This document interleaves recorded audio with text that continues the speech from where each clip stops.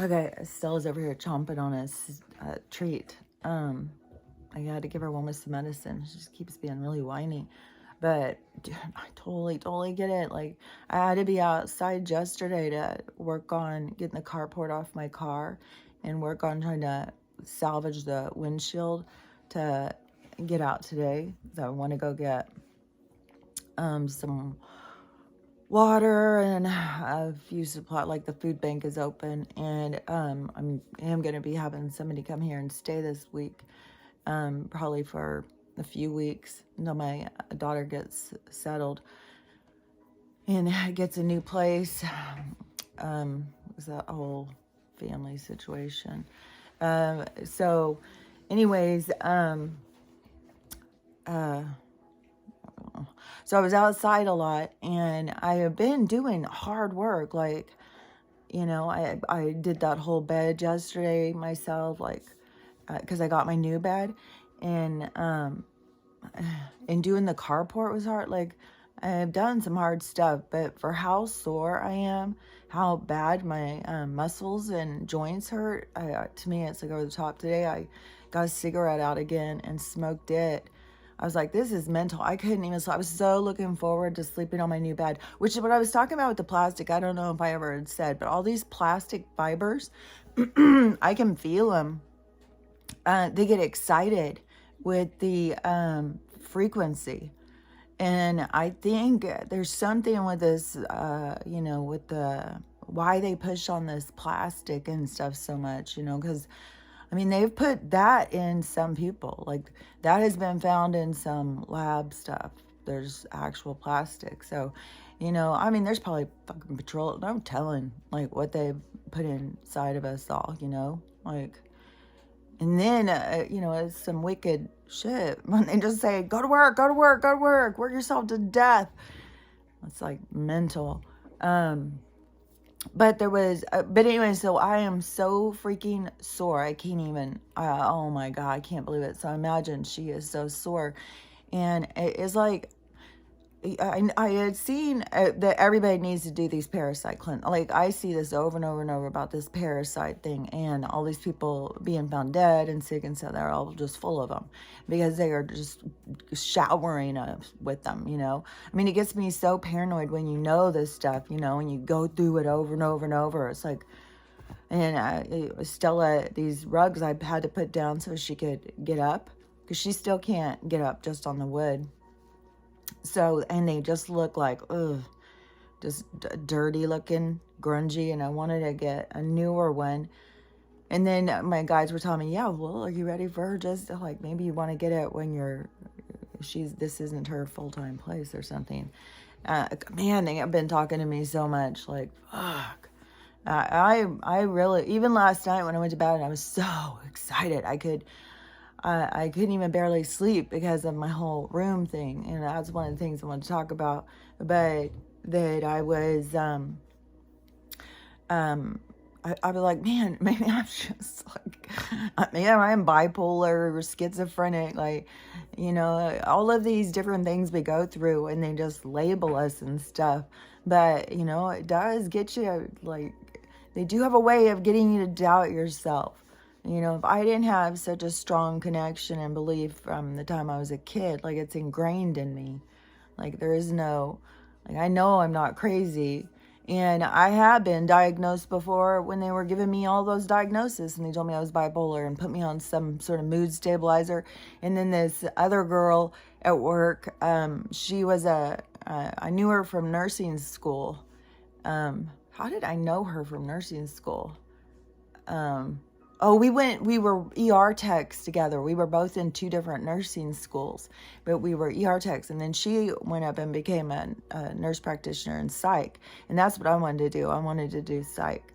And, because it's very intriguing. It's so funny when I look back on just my whole perspective on things as throughout my life, like, man, this whole thing is just giving me so much more insight to myself. But I used to always, like, I wanted to completely dissect relationships and try and understand, like, how people interacted and everything. I've always looked at that stuff, you know, and it was always been something ever since I was a kid. Like I wanted to be a psychologist, which now I see like I'm glad that I didn't, because I think psychology is misleading. I think spiritual healing is the way to go, because there's so many people with psychology and psychiatrists and meds, and then they're just locked into it for the rest of their fucking life. You know, there's like a spiritual awakening to yourself, you know, and get you to see like, oh, so I'm not this, I'm not schizophrenic, I'm not, you know, whatever they want to label me as. I'm just not from this place. I have an outside line to life. And so, I'm not gonna sit there and, oh yeah, so yeah, so when we were working one day, she said something to me, and I said, my doctor diagnosed me with bipolar and put me on meds, and she goes, oh my God, you are not bipolar and you do not need meds. So I went off of them because I had that second opinion. Because, you know, when you think something's wrong with you and you keep looking and keep trying to figure out, like, what's wrong with me? And we all think everybody else is doing just great. Everybody else is fitting in great. It's just you. You're the only one with the problem. If you could just be like everybody else, everything would be fine. And so, you know, you're always looking for, what's wrong with me? What's wrong with me? Is there something I can fix? And so, you know, my whole process with the Western medical was so long and so elaborate, because literally it started all the way back when I very first started working. At first I was a hairdresser, but then when I went to California and I had to go back to school to get the hours to do hair there, then I was like, man, I gotta go back to school anyways. So do I really want to do hair anymore? And it's like, oh, it really got to me when people have an idea in their minds, like they see a hairdo on somebody else, they think that somehow that's going to transform them and they're going to look like that person. And then all day long you have disappointment after disappointment, and they're always mad at you and stuff. You gotta have a lot of confidence for that job, because people have a lot of expectation. They go to the hairdresser because they want to look different. You know, right now it's like a trend of just weird color hair and stuff like that, it seems like, and shaving parts of your head or something. So it kind of is like a lot of wacky hairdos. But, you know, back when I was doing hair, it was very, you know, like you had shag haircuts and all sort long shag haircuts, all sorts of precision. It was called precision haircuts.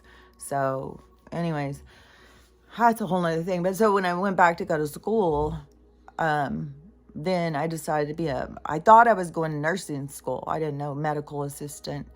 I thought it was a private nursing school, but it was medical assistant. So you were restricted to work in doctor's offices. You couldn't work in a hospital because you didn't have a license. But I was like, okay, well, I'll see if I like it. And so I worked, you know, I was moving up too. I was an office manager at an internist office.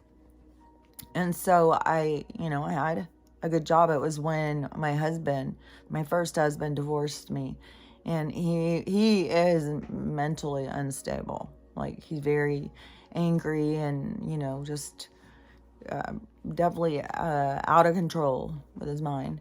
And so he started trying to make my life hell. He tried to murder me. It was horrible. It was hard.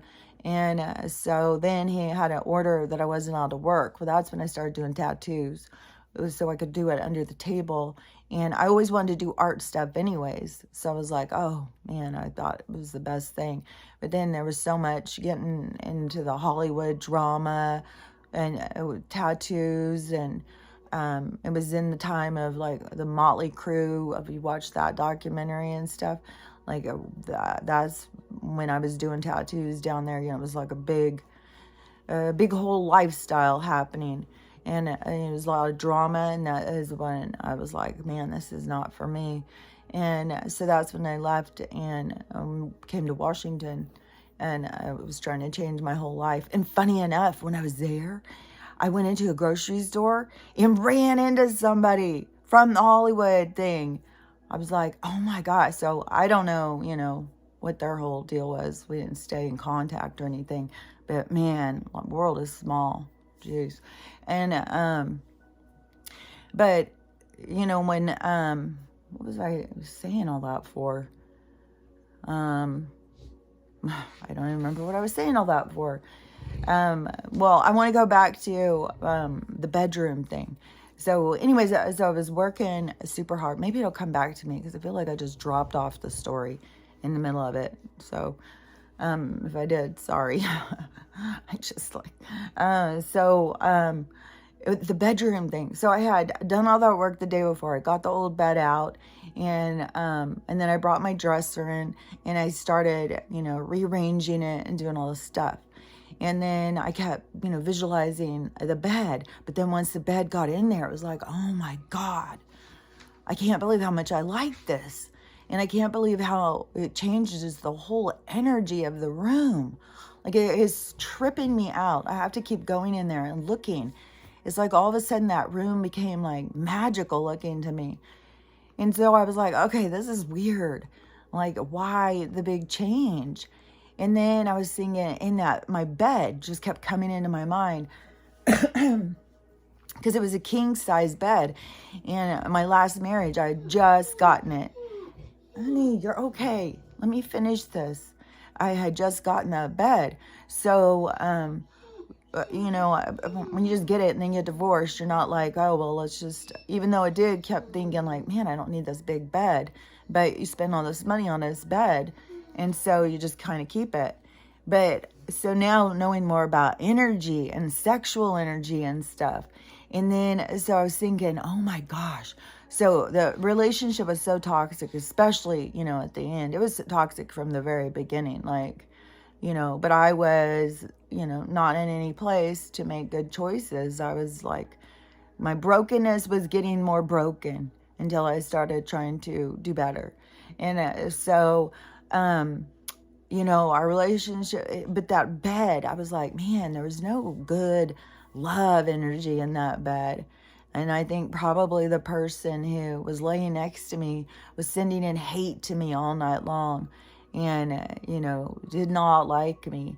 And they were full of that energy, and they weren't, they didn't have, because they were such a heavy drinker, that they didn't have, you know, good ways of dealing with their issues.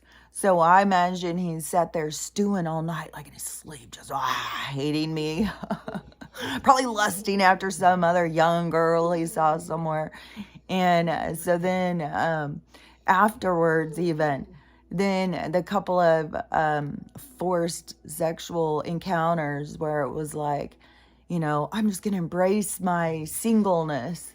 And then it was like, oh, this is like, but I was like, so that energy on that bed was so like yuck and forced and just kind of, so I was like, oh my God, that bed was like carrying all this energy. When you think about things do have like I could pick a doll, like how there's that Annabelle doll. Like I could pick a doll. You could pick anything and you keep giving it life. It will be alive. You make it alive because you keep giving it energy. And so you can create anything to be alive because everything is energy. It's energy you put into it. So that bed, then once it was taken out, and it was like, oh my God, it was like I took out a freaking coffin or something. It was so, and now I keep getting these visions of the room with the bed. And it was like, oh my God, how did I just not notice? Like it was so like, ugh, no wonder I could never sleep. No wonder I was having such a hard time sleeping, especially as I was raising my vibration and that bed was becoming more and more uncomfortable. I could not get comfortable in that bed. And then I had just bought that expensive cover top thing. That it was like 4 inches, $450 topper, and thinking that would make it better. Oh my God, no. It was like all I could feel was the bed underneath. And it was, and weirdly enough, it was almost like it kept like going out from under me. And then I was just like, oh my God. And then when my daughter said about me watching the guardian daughter for until she gets situated, then I was like, yeah, that's fine. But I'm definitely going to be helping her. Like yesterday when I talked to her, she's like, well, I need to get set with a psychiatrist. I said, well, that's going to be hard, And I said, I told my daughter what she doesn't realize is like, I'm going to be here. I told her, I'll talk to you anytime you want. But I told my daughter, I said, she doesn't understand she's going to be on intensive therapy all day long with me because, I just have a different way of looking at life that's very different than other people. And this is going to be so interesting. I should really get some notebooks and really, like if I really want to see if these techniques really do help, like am I just shot in the dark, healed myself, saved myself, but, as I think that there's techniques in there that will work for anybody, So anyways, actually having somebody here and then seeing like, does this make you feel better? Does it make you feel worse? Does it make you feel empowered or whatever, So, with that bed though, man, and so I had told my daughter, I needed to bring in my dresser so I can clear out space in that room so that there's room, and because when somebody's not there, I just kind of breathe out into my whole space. And so then when somebody comes, I have to pull it in.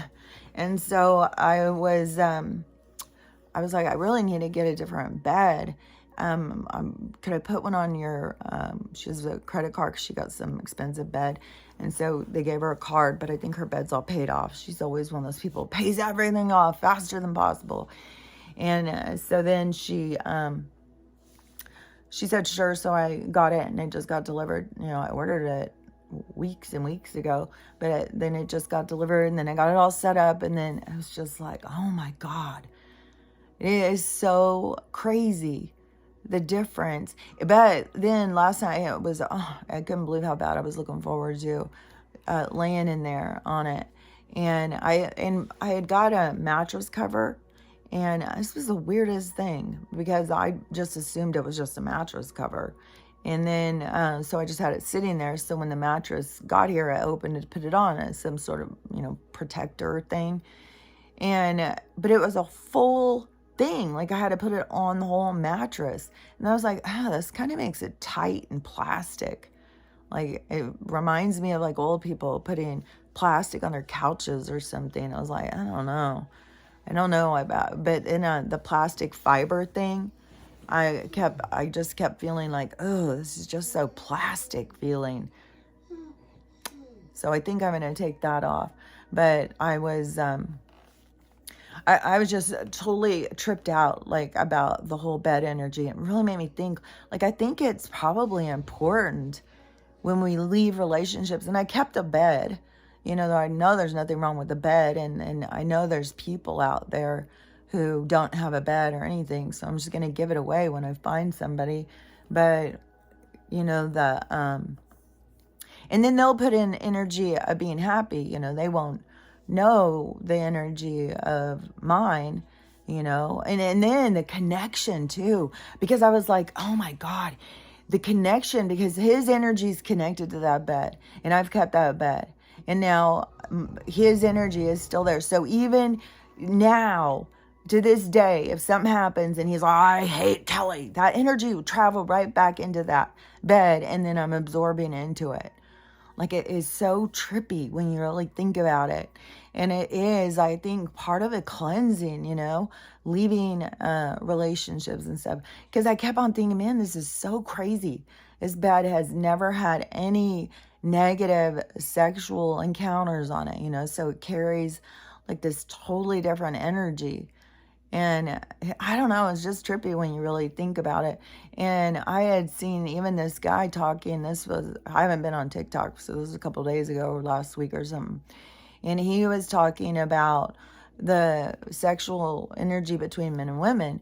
And he was saying, guys really need to think about before you go just sticking it in anywhere and stuff, because what you're leaving behind is carrying your code. And so your code goes into that woman and starts interacting with her spiritual kind of coding. And that is like a part of why women become so attached and men can just bounce around, because somehow they code us into this attachment.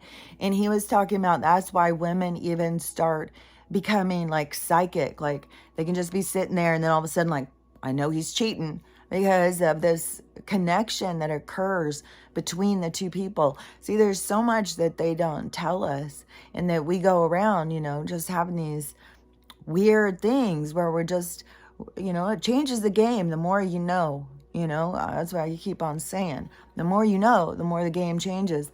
And this was kind of cool. I won't keep talking because, if I'll come back and say something later, but, maybe I'll go on TikTok. I don't know. It just is like, it just feels really yucky right now. I don't know why, but, when I was talking to my daughter, because this whole situation with the guardian and then these other two people that she lives with who are triggered by her situation and all this stuff, and, people not seeing that the trigger is what you are being gifted by the universe to work on, not pushing somebody away to make the trigger go away. No, the trigger's there so it's a gift. But it's all in perspective of how you look at life. And it was funny too, is because my daughter was saying about what her dad thought about the whole situation and his perspective and what he was saying. And to me, I was like, well, that's very different than my perspective. I don't see that at all. I don't hear that at all. That's not what I see. And I said, luckily for you, you have two totally different parents, so you get totally different perspectives. But no matter what, that's all it is. It's our perspective. It's our opinion. It has nothing. And then it was like she all of a sudden just clicked and had an epiphany. And she goes, yeah, like, I'm going to quit asking people their opinions. Why do I care? And I was like, exactly. Because, I've been talking about this for weeks with her, because what should I do? What should I do? What should I do?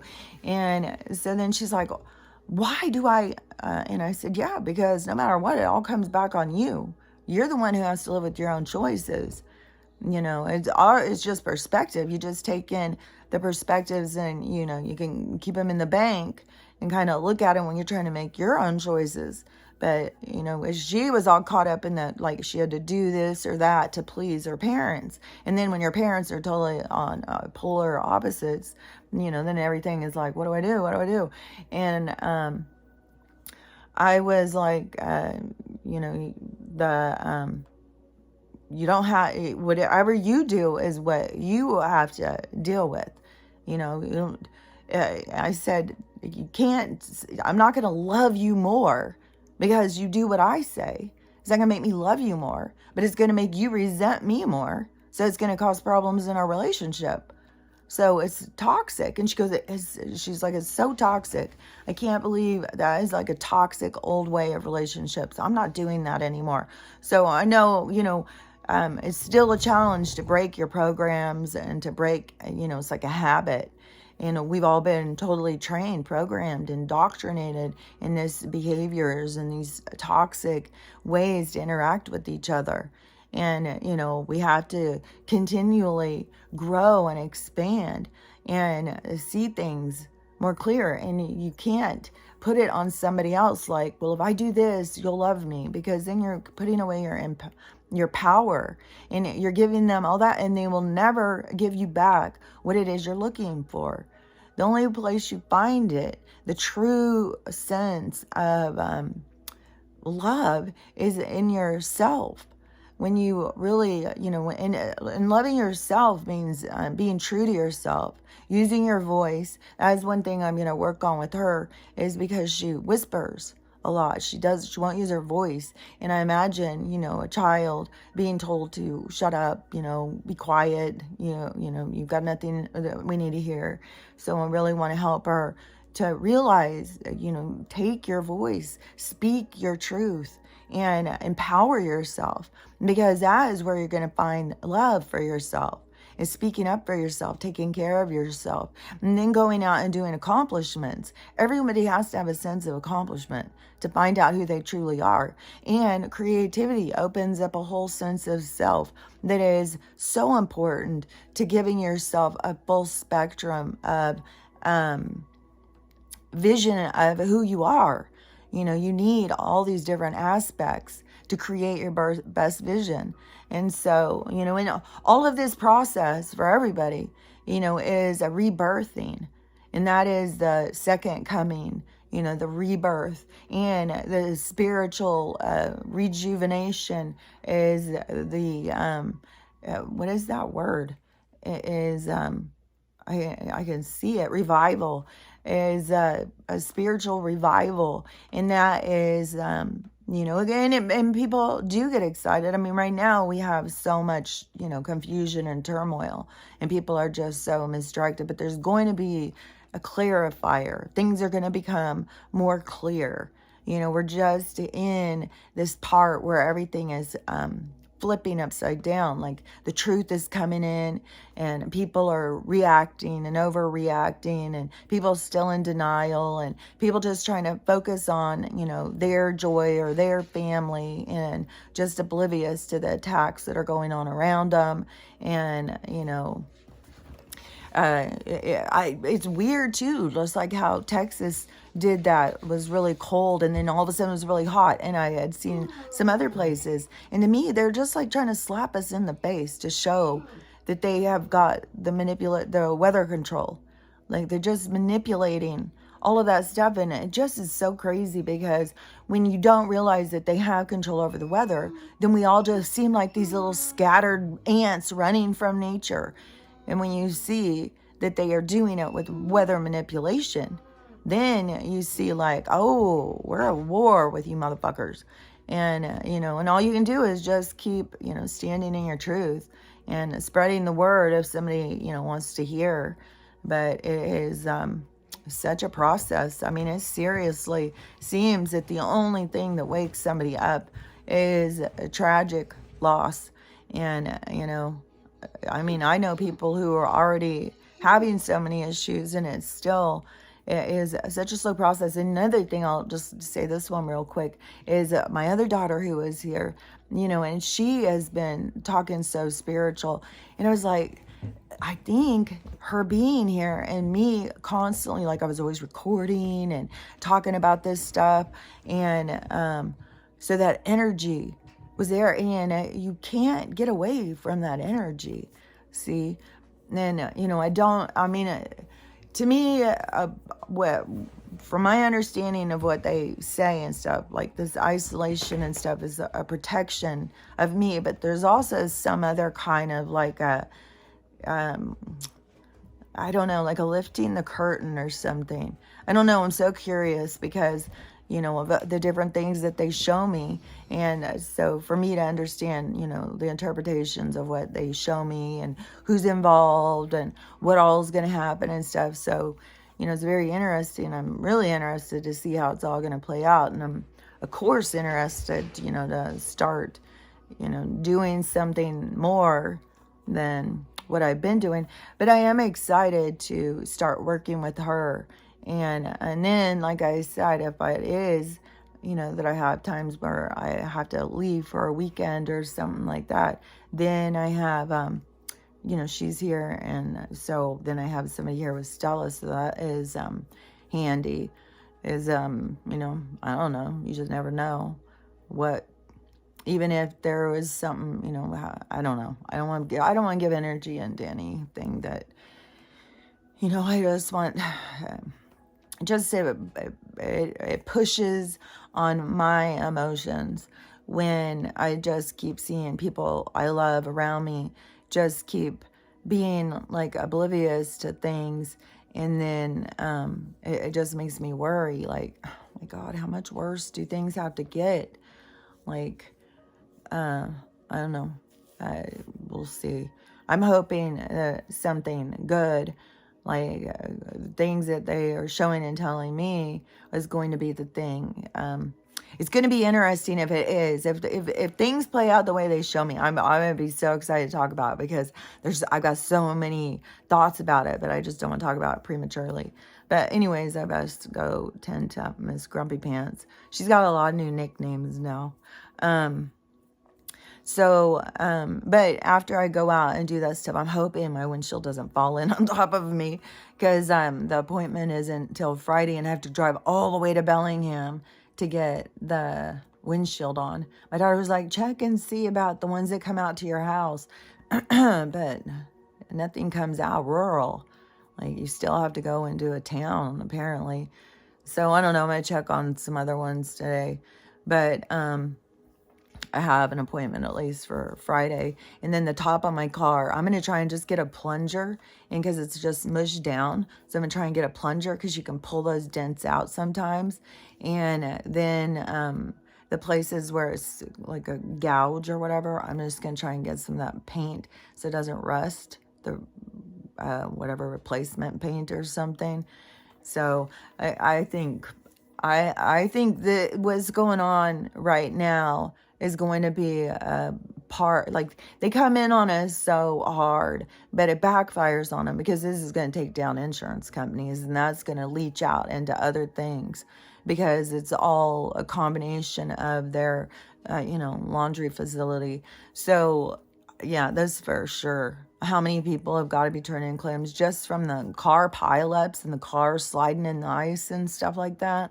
And, I still, of course, it's being hidden how many people are dead. So, I'll probably go on there sometime today and check and see if I'm seeing any videos about that. But, I think that they have been blocking that information. They don't want us to, oh, no, we're being taken out one by one in very strategically, city by city. So anyways, I'll be so glad once we get through this part and things turn. Maybe we can all live like Nepal, as Nepal sounds like it must be pretty fabulous. So, I'm hoping for our heaven on earth soon. So anyways, just, keep doing your part and doing your work and working on yourself, and don't be hard on yourself. If you feel stuck or if things seem challenging or something, that doesn't mean you're not doing it right or you're broken. It is hard. It's challenging. And I'll tell you one thing that is so, so good is isolation. When you're trying to do your healing, when you don't have other people's voices, when you don't have everybody telling you how to do it, when to do it, and where to do it, and you just have you and your guidance, and you really start connecting in that way, they start, showing you, or, things happen, and then they tell you, why it's happening, the purpose of it happening. And so, I don't know, it takes a lot of the pain and pressure of life out. The more you heal and the more you connect, even though it also gets really weird. Like, it gets weird. Like, I swear to God, I feel so weird. Like, I could just walk right out of that front door and be out somewhere in a whole nother world. Like, it's really strange. So anyways, I am going to venture out that door today, though, and see where it takes me, and hopefully come back with some food and water. So anything, I'll come back and say if anything exciting happens. Right now, we're just in major downpour. We got all this, like, so much of this gel ice melting and turning into gel, which I have been feeding the birds, and now they haven't been coming at all. And now I'm like, oh my God, the other day when they kept sitting out there eating, and it was just pouring on them. And I was like, God, these fucking toxic chemicals, like, oh, this is so hard. And I know that is what my joints hurt so bad in that smoking that cigarette. It relieves some, but like my fingers and everything, like trying to use my hands, and then you do something, and then the nerve just stays overly excited. Like, you turn something and your nerves won't stop. Like, and that is our bodies. That's toxins inside of us.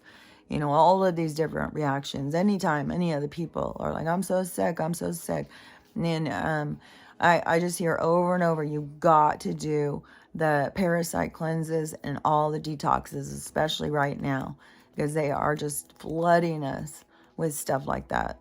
You know, all sorts of parasites out there in this, like, ugh, so gross. No telling what all is in there. And we breathe it in, absorb it, and then, you know, and look at how we're all supposed to go out and ground, go out barefoot, go step in the sludge of chemical toxins that are there to kill you. Like, anyways, you know, ignorance is bliss for some, that's for sure. Because it is a challenge to know that how toxic this world really is. And then to try and just see all the superficial and artificial, and how people, oh, what satisfies them, well, doesn't satisfy them, really. They're always looking, they're always wanting more because nothing satisfies them. So it is, you know, people, everybody's got to make their choice. You know, you have to wake up to being like, seeing that this artificial, sickening reality is not what you want. It is toxic as shit. So anyways, I'll talk to you later.